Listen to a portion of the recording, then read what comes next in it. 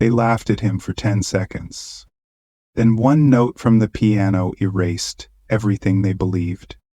200 millionaires, one janitor, and a challenge meant to destroy him.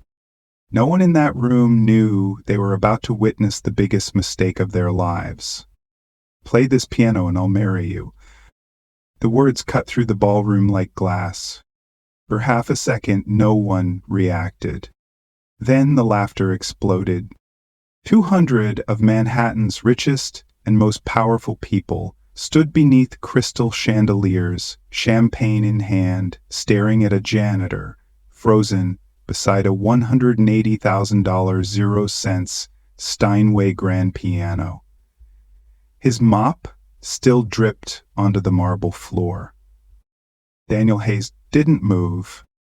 Victoria Sterling stepped forward, diamonds flashing at her wrist, a smile sharpened by cruelty. She didn't raise her voice. She didn't need to. The room already belonged to her. "Do you even know what that instrument is worth?" she asked, circling the piano slowly. Then, without waiting for an answer, "It costs more than your entire life will ever earn." Laughter rippled again, softer this time, more confident. Phones came out. Someone started recording. This was going to be good. Daniel felt every eye on him, from his worn shoes to his faded uniform, from the name tag no one bothered to read, to the hands everyone assumed were useless for anything except cleaning. Victoria rested her fingers lightly on the piano lid. "This is culture," she said. "Not something you people understand." And she did it. She opened a small velvet box and placed a massive diamond ring on the music stand, right above the open sheet music. "If you can play even part of this Chopin piece," she said sweetly, "I'll marry you, right here, tonight." The room erupted. "That's savage. Poor guy. You won't even touch the keys." Daniel didn't laugh. He didn't look away. Inside him, something old and heavy shifted. For years he had learned the art of invisibility. On subways, in office buildings, in hospitals where his mother spent half her life attached to machines. Invisible meant safe. Invisible meant survival. Victoria tilted her head, studying him. "Or," she added casually, "you can return to your duties and spare yourself the embarrassment." The message was clear. Know your place. Daniel glanced around the room, faces glowing with anticipation. Not hope. Hunger. They weren't here to hear music. They were here to watch him fail. He slowly set the mop aside. That small movement caused a few people to quiet down. Then he removed his gloves. His hands were rough, scarred, marked by chemicals and years of work, but they didn't shake. Victoria raised an eyebrow. "Oh," she said, "are we feeling brave?" Daniel looked at the piano. 7 years ago, his hands had earned standing ovations. 7 years ago, people had stood for him. No one here knew that. He finally spoke. "I won't try," he said calmly. "I'll play." Something shifted in the air. A few laughs died early. Someone lowered their phone just slightly. Victoria smiled, but it no longer reached her eyes. "By all means," she said, "entertain us." Asian Daniel stepped toward the piano. With every step, the room grew quieter, not out of respect, but curiosity, the kind that comes right before disaster. He stopped beside the bench. For the first time that night, silence settled over the ballroom. No one knew it yet, but this was the last moment they would ever see him as a janitor. And when Daniel reached for the keys, the room held its breath. As Daniel stood near the piano, waiting while the room buzzed with judgment, his body was present in the ballroom, but his mind had traveled far away. It moved backward through time, past the marble floors and crystal lights, past the laughter and phones, back to a version of life where he had once been seen for who he truly was. There was a time when Daniel's hands were not defined by cleaning chemicals or cracked skin, but by precision, discipline, and promise. And in those days, his mornings began with scales and arpeggios, not subway rides before dawn. Music was not a fantasy then. It was a direction. At Howard University, Daniel was known. Professors paused outside practice rooms when they heard him play, drawn by something they couldn't explain but instantly recognized. One of them once told him, quietly and sincerely, that Daniel didn't merely perform music, he translated it. His performances were not about perfection alone, but about understanding pain, restraint, and hope, then turning those emotions into sound. Audiences felt that truth, even if they didn't have the words for it. Daniel believed for the first time in his life that talent could be enough. The acceptance letter from the Manhattan School of Music arrived on a bright afternoon, thick with possibility. Full scholarship, housing included, a future outlined clearly in ink. Daniel read it 3 times before he trusted it was real. His mother cried when he showed her, holding the paper like it might disappear. His father smiled in a way Daniel would remember forever. The smile of a man who believed his sacrifices had finally meant something. That night, Daniel lay awake, imagining stages, orchestras, and a life shaped by sound rather than survival. Then the phone rang. The call came from a construction site in Queens on a cold evening, the kind of night where the city feels indifferent. A scaffold had collapsed. By the time Daniel reached the hospital, his father's body was already failing. Dust still clung to his clothes, and his breathing sounded like work. His father held Daniel's hand with the strength he had left, and spoke only once. He didn't talk about dreams or futures. He said what mattered, and he told Daniel to take care of his mother and sister. That was the moment everything changed. 3 days after the funeral, the scholarship letter arrived again, forwarded with instructions and deadlines. Daniel sat at the kitchen table staring at it while his mother slept on the couch, exhausted from grief. He folded the letter carefully and placed it in a drawer he would not open again for years. Music did not disappear that day, but it went silent. Responsibility took its place. One job turned into 2, then 3. Daniel learned the rhythms of survival quickly. Early mornings cleaning office buildings, evenings lifting boxes in warehouses, nights scrubbing hospital floors while listening to machines keep strangers alive.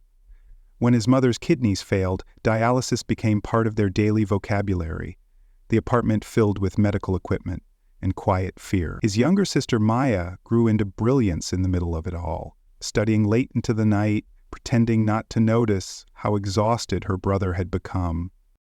Manhattan learned to look through Daniel. People stepped around him without acknowledgement, spoke over him, and assumed his limits without asking. Over time, he became invisible by necessity. Being unseen meant avoiding questions, avoiding judgment, avoiding pain. It was easier to exist that way. Talent, Daniel learned, could survive underground as long as it wasn't disturbed. But it never died. Late at night, after official shifts ended at Lincoln Center, when the building emptied and echoes replaced voices, a security guard named Marcus noticed Daniel humming while he worked. Marcus had once been a musician himself, and he recognized the sound instantly. He didn't ask many questions. He simply unlocked a small practice room and gave Daniel 2 hours. No audience, no promises, just keys and silence. The first time Daniel touched the piano again, his hands hesitated. 7 years is a long time to carry silence, but when the melody finally came, it came fully formed. The music carried everything he had held back: grief, love, exhaustion, gratitude. Daniel cried openly that night, letting the piano hear what the world never had. Those secret sessions became his refuge. Twice a week, he remembered who he was. When morning came, the uniform returned. The mop returned. The world continued to ignore him, but Daniel knew something now. Talent could be buried, delayed, ignored, but it could not be erased. And now, standing in that ballroom, facing the same piano he had once dreamed of playing on a stage like this, Daniel understood what this moment truly was. This was not about humiliation or pride. This was not about a billionaire's cruelty or a crowd's laughter. This was the collision of everything he had been and everything he had survived. They saw a janitor. Daniel saw 7 years of sacrifice standing quietly behind him, waiting. The moment Daniel moved toward the piano, the atmosphere in the ballroom subtly shifted. What had begun as casual mockery hardened into focused attention. Conversations stopped mid-sentence. Champagne glasses were lowered. People drifted closer, not out of respect, but out of curiosity. This was no longer a background moment at a charity gala. It was becoming a spectacle, and everyone sensed it. Phones appeared everywhere. Some were already recording, others scrambling to find better angles. A few guests whispered excitedly, anticipating embarrassment they could later replay and share. In rooms like this, humiliation was entertainment, especially when it involved someone who wasn't supposed to belong. Victoria Sterling stood perfectly composed near the piano, watching the transformation she had orchestrated unfold exactly as planned. She had spent her entire life mastering rooms like this, knowing when to speak, when to pause, when to apply pressure. Tonight was no different. She wanted a moment that would trend, a moment that would reinforce hierarchy while amusing those who benefited from it. "Ladies and gentlemen," she said smoothly, her voice carrying with ease, "what you're about to witness is a perfect example of the difference between aspiration and ability." Soft laughter followed, the kind meant to signal agreement without sounding cruel. Victoria gestured toward the open sheet music resting on the stand. "This piece," she continued, "is considered one of the most demanding works in classical piano. Even trained musicians struggle with it." She paused deliberately, then turned her gaze back to Daniel. "But tonight, we're being generous." Someone near the back muttered, "This won't take long." Another replied, "He won't make it past the first line." Daniel heard them. He had spent years learning to hear without reacting. When people assume you're beneath them, they speak freely. They forget you're human. They forget you're listening. Victoria slid the engagement rings slightly forward on the music stand, the diamond catching the chandelier light. "One condition," she said lightly. "When you fail, you accept that not every space is meant for everyone." It wasn't just a challenge. It was a reminder, carefully delivered, that power decided belonging. The crowd nodded, almost unconsciously. Many of them had built their lives on that same belief. Daniel stood still, his face unreadable. Then he lifted his eyes and met Victoria's gaze directly. There was no anger in his expression, no desperation, only calm. "I didn't come here to fail," he said quietly. "I came to tell the truth." Few people laughed again, sharper this time. Someone clapped once, sarcastically. "Confidence," a voice said. For the first time that evening, Victoria's smile faltered. It was brief, almost imperceptible, but it was there. She hadn't expected resistance. She had expected fear. "Well then," she said coolly, stepping back slightly, "please don't keep us waiting. Entertain us." Daniel approached the bench slowly. Before sitting, he stopped and looked at the piano, not at the crowd, not at Victoria, but at the instrument itself. To most people in the room, the Steinway was a symbol of wealth, something purchased to decorate importance. To Daniel, it was something else entirely. It was memory, it was discipline. It was 7 years of silence waiting to speak. He adjusted the bench with a small, precise movement. It was subtle, but not invisible. In the audience, an older man with silver hair leaned forward, his eyes narrowing. "That adjustment," he murmured to his wife, "that's not random." She hushed him gently, unwilling to admit interest yet. Daniel rolled his sleeves up slightly, exposing his hands fully. They were marked by labor, roughened by chemicals and years of work, but their structure was unmistakable. Long fingers, controlled movements, balanced posture. A physician near the stage whispered to his companion, "Those hands don't look clumsy." Victoria noticed the whispering now.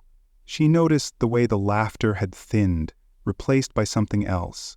Curiosity, doubt. She straightened slightly, irritation tightening her jaw. "Well," she pressed, Daniel closed his eyes. For a moment, nothing happened. The crowd shifted uneasily. Someone whispered, "Is he frozen?" Another lowered their phone, just a fraction, unsure.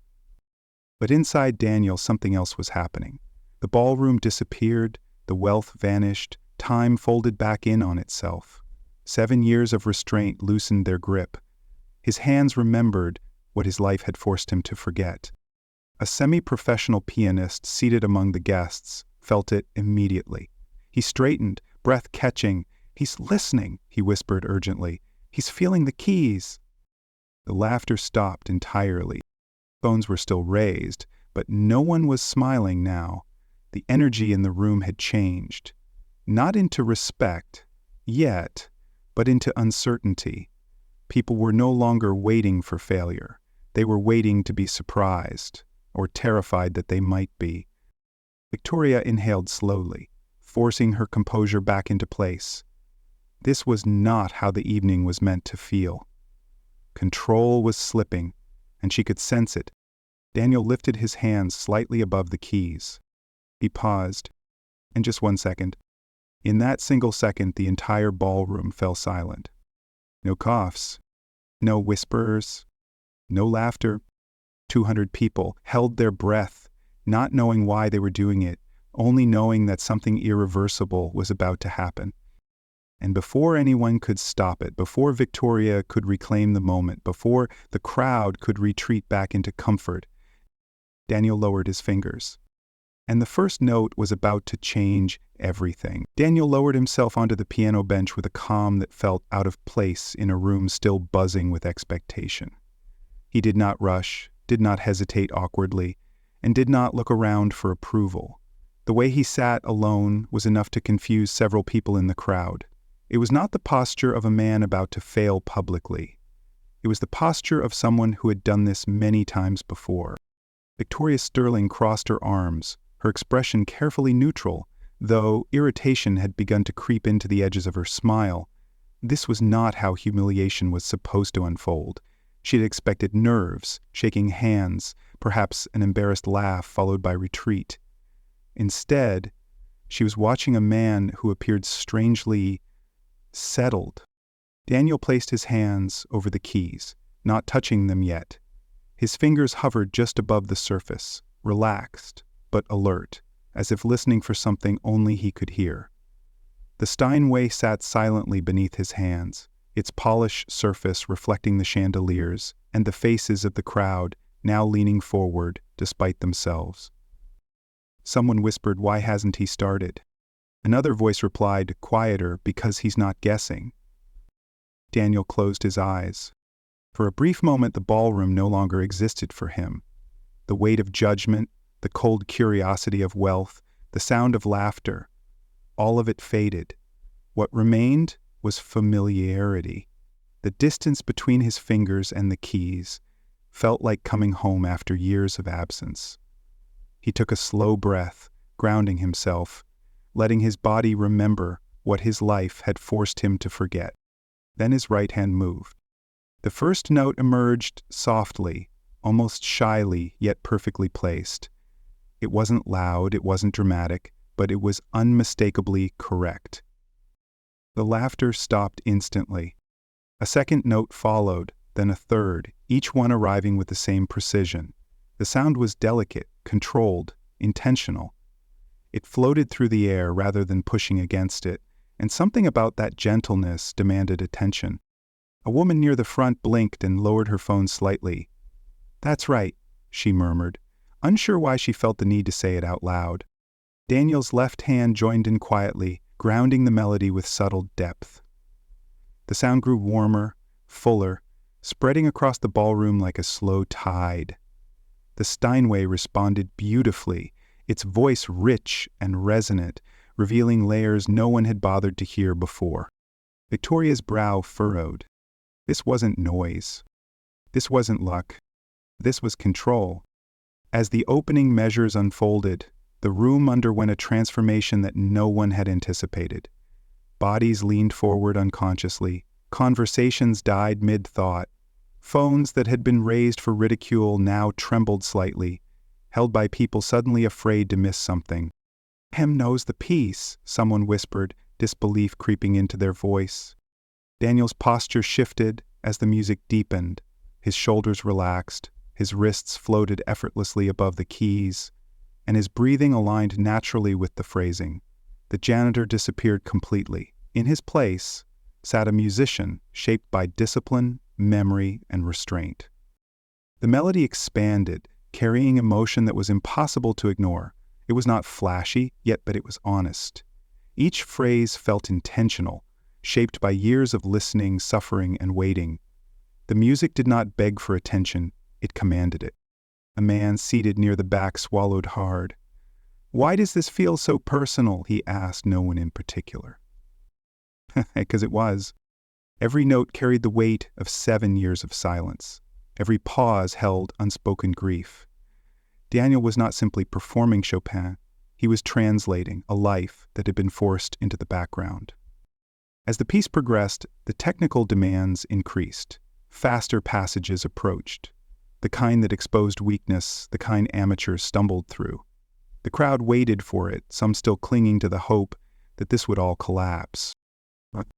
Daniel met the challenge effortlessly. His fingers moved with increasing speed, yet never lost clarity. Each note rang clean and precise, flowing naturally into the next. The Steinway seemed to awaken beneath his touch, its voice growing stronger, louder, more alive than it had been all evening. A glass slipped from someone's hand and shattered on the floor. No one noticed. Victoria's smile finally broke. Her eyes widened as Daniel navigated passages that even trained pianists avoided. Octaves thundered with authority. Arpeggios cascaded down the keyboard like controlled rainfall. The melody soared above it all, confident and unapologetic. This was no longer a gala performance. It was a concert, and the audience had not been prepared. A classical music patron near the stage whispered, his voice trembling, "That touch, you can't teach that. That comes from living." The development section arrived. Demanding boldness and emotional maturity, Daniel leaned into it, allowing the music to swell, then pull back, stretching time where it mattered, and driving forward where it needed force. His command of dynamics transformed the ballroom into something sacred. People stopped thinking about who he was supposed to be. They started listening to who he was. A woman wiped tears from her face, surprised to find them there. "I don't even like classical music," she whispered. "But this? Daniel's hands blurred during the most demanding passages, yet every note remained distinct. Power surged through the piano, vibrating through marble floors and crystal fixtures. The sound filled the room completely, leaving no space for doubt. Victoria clenched her bracelet. This wasn't possible. People like him weren't meant to do this. People like her weren't meant to lose control. But the music did not care about hierarchy. It continued relentlessly, peeling away assumptions, dismantling arrogance, forcing everyone in the room to confront the truth unfolding in sound. Daniel wasn't playing to impress. He wasn't playing to prove a point. He was playing because this was who he had always been. As the climax approached, Daniel slowed slightly, stretching the tension until it became almost unbearable. Each note lingered just long enough to ache. The room felt suspended, as if time itself had paused to listen. Owen breathed. Then came the release. Daniel's hands descended with controlled power, bass notes thundered, rich and commanding. The melody soared, filling the space with something that felt larger than music, something like vindication. The piano roared, and just when it seemed like the sound would overwhelm the room, Daniel pulled back. He allowed the final phrase to unfold naturally, unhurried, confident. The closing chords rang out, full and final, vibrating through the air like a declaration spoken at last. Daniel held the sustain pedal down. He let the sound fade on its own. He let the truth settle. Silence followed. Not the polite silence of confusion, not the awkward silence of uncertainty, but the silence that follows something undeniable. 4 seconds passed. Then a single man stood, and then another, and then the room erupted. Applause crashed through the ballroom like a wave. People rose to their feet, clapping, shouting, crying openly. Some cheered. Some simply stared, stunned by what they had just witnessed. Victoria Sterling stood frozen beside the piano. The engagement ring still rested on the music stand, untouched, the symbol of a challenge she never expected to lose. Daniel opened his eyes, and for the first time that night he saw not judgment, but awe. The silence that followed the final note did not feel empty. It felt heavy, as if the room itself needed time to understand what had just happened. 200 people stood frozen, caught between disbelief and realization, unsure whether they were allowed to breathe again. For a few long seconds, no one moved. No one spoke. The chandeliers above seemed to glow more softly, as if even the light had paused out of respect. Then one man stood. He was elderly, dressed in an impeccably tailored suit, his posture straight despite his age. His hands came together, slowly at first, then again, louder. The sound echoed sharply through the ballroom. A second person joined him, then a third, and suddenly the room erupted. Applause exploded from every direction, crashing like a wave against the walls. People rose to their feet instinctively, clapping with a force that surprised even themselves. Some shouted praise. Some wiped tears from their faces. Others simply stared at Daniel Hayes, as if the world they thought they understood had cracked open in front of them. Victoria Sterling did not move. She stood beside the piano, rigid, her expression locked somewhere between disbelief and humiliation. The woman who had entered the room certain of her power now found herself invisible, eclipsed by the very man she had tried to erase. Her diamond bracelet trembled slightly as her fingers tightened around it. The smile she had mastered over decades refused to return. The engagement ring still sat on the piano's music stand. What had been placed there as a joke, as bait, now looked absurd. It no longer symbolized dominance or mockery. It had become proof of how deeply Victoria had misjudged the man standing in front of her. Daniel remained seated for a moment longer, his hands resting lightly on his knees. His chest rose and fell slowly as he came back to himself. The music had taken something out of him. Years of restraint, grief, and longing poured into sound, and he needed a moment to return to the room. When he finally stood, the applause grew louder. For 7 years, Daniel Hayes had walked through rooms unnoticed. Now every eye followed him, not with judgment, not with curiosity, but with awe. A man pushed through the crowd toward the piano. His hair was silver, his expression reverent. "I have spent my life attending concerts across Europe," he said, his voice carrying clearly through the noise. "I heard legends play when music still meant something sacred." He paused, looking directly at Daniel. "What you just did belongs among the greatest performances I have ever witnessed." The crowd murmured in agreement. Business cards appeared from pockets and purses, extended by hands that moments earlier had been holding champagne. A woman from a prestigious recording label leaned toward her assistant, whispering urgently, "Find out who he is. Now." "I don't care how." Another voice called out, louder this time, "Carnegie Hall!" Someone else shouted, "This man is a genius." Daniel blinked, overwhelmed. He had dreamed of moments like this once, long ago, but dreams felt different when they finally arrived. They were heavier, more real. Then Daniel turned toward Victoria. The room quieted slightly, sensing something else unfolding. "Miss Sterling," Daniel said calmly, his voice steady despite the chaos, "I believe you made an offer." A ripple of laughter moved through the crowd, followed by cheers. Daniel gestured gently toward the ring still resting on the stand. "Should I clear my calendar?" The ballroom erupted. Victoria's face flushed beneath her perfectly applied makeup. Her mouth opened, then closed again. For the first time in her life, she had no response prepared, no calculated remark, no exit strategy. The room that had once obeyed her now watched her with thinly veiled amusement. Daniel reached down and picked up his work gloves from beside the bench. He placed them carefully next to the diamond ring. The contrast was impossible to ignore. Rough fabric beside flawless stone, labor beside luxury. The message landed without a single word spoken. The applause swelled again, louder and warmer this time. From the back of the room, a familiar voice broke through the noise. "Danny!" Daniel turned. Marcus stood near the service entrance, his security uniform wrinkled from a long shift, his eyes wet with emotion.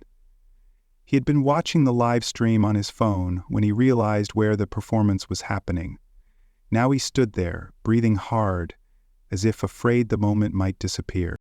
Marcus stepped forward, pushing through the crowd. "I told you," he said, his voice breaking, "those hands weren't made for mops." Daniel pulled him into a tight embrace. For a moment, the room applauded not the musician, but the friendship that had kept him alive in silence. Phones buzzed violently across the ballroom. Social media was already exploding. Janitor, genius. Biggest comeback ever. This made me cry.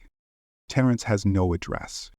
A young woman rushed toward Daniel, tears streaming down her face. It was Maya. "Danny," she whispered, clutching her phone. "Mom's watching from the hospital. She saw everything." Daniel froze. Maya swallowed hard before continuing. "They just called. Someone paid for the surgery. All of it." Daniel's composure finally broke.